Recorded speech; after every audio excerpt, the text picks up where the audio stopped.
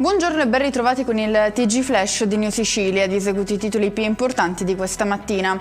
Condannato a 2 anni di reclusione Gaspare Mineo, il 25enne imputato per omicidio stradale per il tragico incidente in cui nel 2021 a Palermo perse la vita una sedicenne. Nell'impatto la giovane, che sedeva sul sedile del passeggero, venne sbalzata fuori dall'abitacolo riportando lesioni mortali. Secondo quanto accertato, il conducente era ubriaco.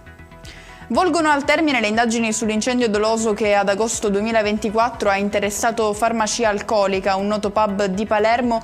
3 gli arrestati, tra loro c'è l'ex socio dell'attività commerciale, un 61enne ritenuto mandante e istigatore del rogo. Carte di credito virtuali per svuotare i conti del casinò della MSC Meraviglia. Questo il piano escogitato da 3 coppie di croceristi stranieri perquisiti al porto di Palermo, con la conseguente scoperta di denaro nascosto nelle loro scarpe e mutande. I 6 croceristi coinvolti sono stati tutti denunciati.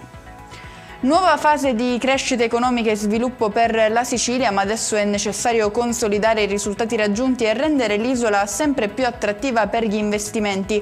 È questo il messaggio lanciato dal presidente della regione Renato Schifani, commentando il rapporto annuale sull'economia regionale presentato oggi nella sede della Banca d'Italia di Palermo.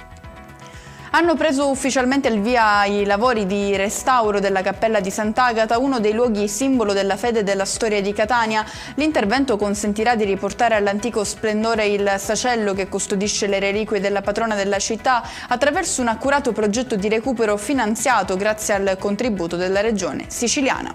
E con questo è tutto, il prossimo appuntamento stasera alle 19:30. Grazie per averci seguito e buon proseguimento di giornata.